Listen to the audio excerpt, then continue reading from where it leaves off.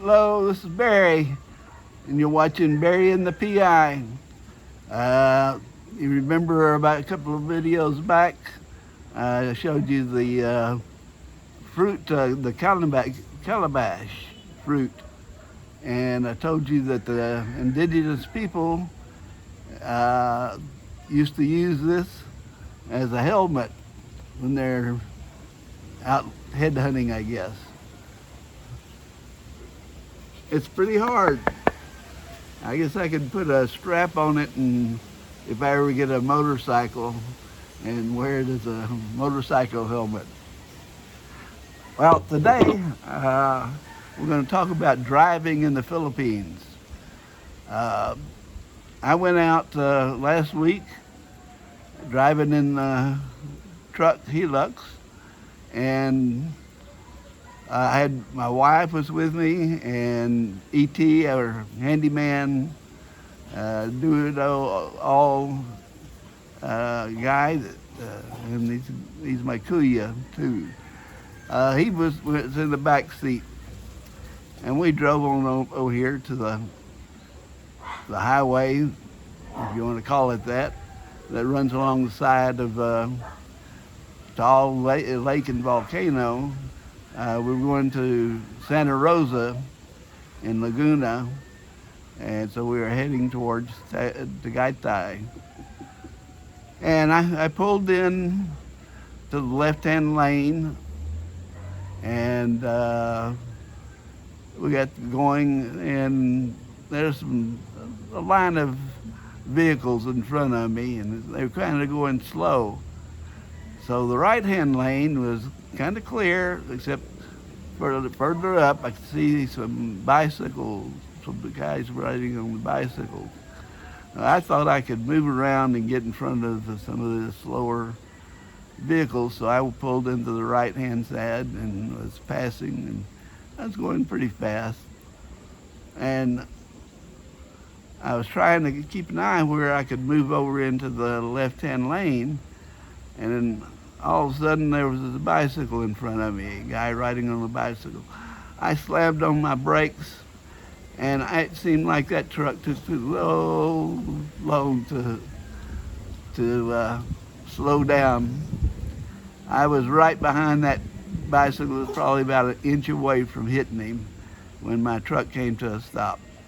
My wife was freaking out. E.T. was freaking out. I was freaking out. And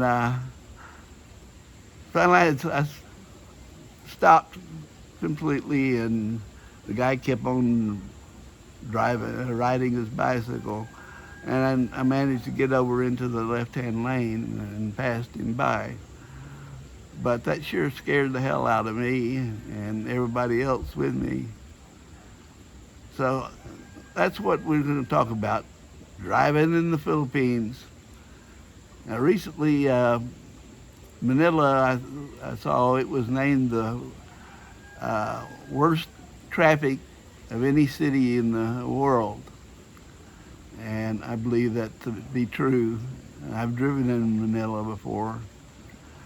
The thing not even in the cities, but in the countryside, on the highway, if you're driving from, say, here to Legazpi or something. Times that we went at night, and it's not any better at night, because that's where all the trucks go, and all the buses are driving at night too, so you've got all of that. But here in the Philippines, people build their houses and shops right up to the edge of the pavement on a road. So you've got to be careful and drive around, not hit somebody stopping to buy a Coke or something. You also have to contend with dogs, cats, chickens, sometimes some carabao. You've got buses of all sizes. You've got jeepneys, and jeepney will stop anywhere you can find a customer, a rider. So you have all of this to keep your eye on, and people that just pull right out in front of you.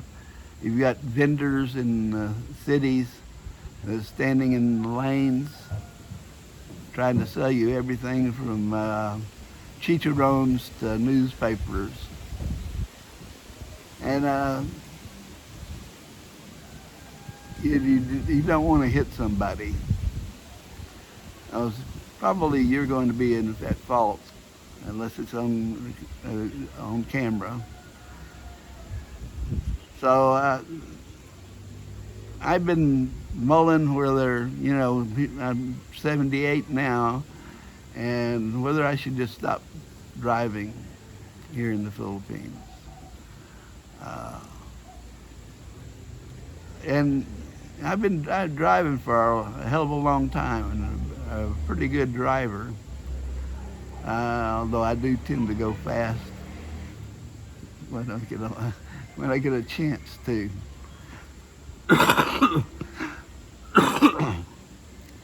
My wife is the same way. She tends to go kind of fast, and this is not a place where you can go fast. And on top of all that, you've got beautiful Filipinas walking alongside the road that distracts you too. There's some pretty nice looking ones too. So to be able to drive in the Philippines, you have to have a license from your home country. It's still valid. And you have to be married to a Filipina and get a permanent residency visa. I have the SRV, which I didn't have to take a test or anything. Just showed them my old license from Texas. And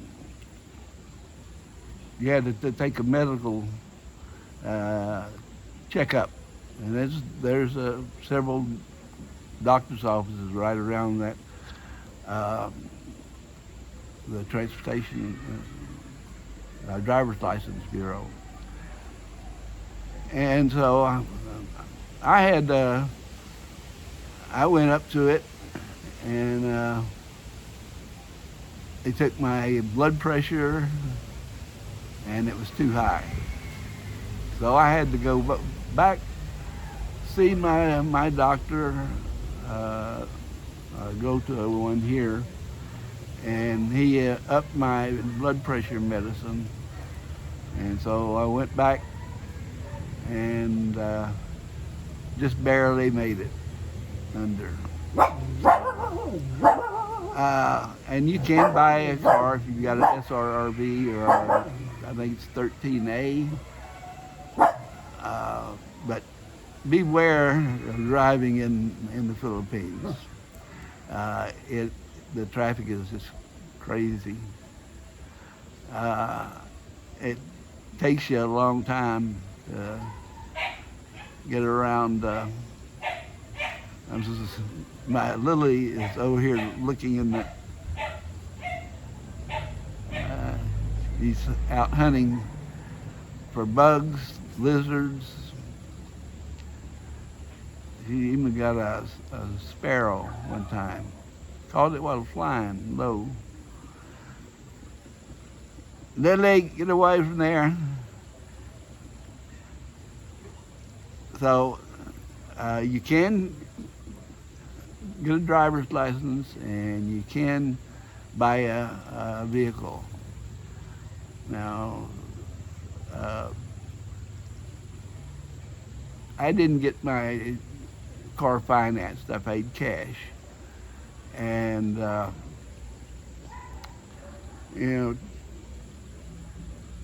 that amount of money in pesos, we got a pretty big bag to pay for the car with me.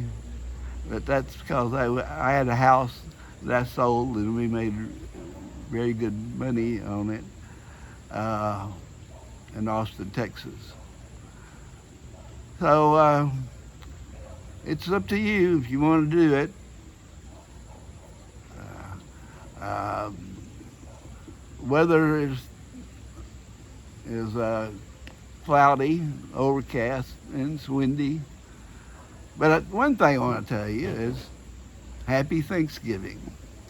We had the full turkey and dressing and mashed potatoes and all of that stuff, and it was good. I ended up having to take a nap after I ate. So, and we also this morning, I was still sleeping. I didn't really feel it, but my wife was already up, getting ready to prepare everything, and she felt a big tremor from an earthquake. We got hit by an earthquake over here near Nasugbu in Kata. I can't remember the name of it. This little town. It's nice beach, and the water's crystal clear. So that's the thing about living here. When I lived in Taiwan, I lived in a old Chinese house, single story, on a alleyway, a hutong. And one night I went to bed about midnight, and all of a sudden I was asleep, and the whole room was butters here wanting petting. So I sat up in my bed and I said, I think this is an earthquake. I went over, got up, the floor was moving under my feet, and tried to turn the lights on. Of course, it's a brownout. And we had got, it was a 7.3 earthquake, and didn't do much damage where we were in Longtan. But in Taipei it did some damage, and down in Dalian it did some damage.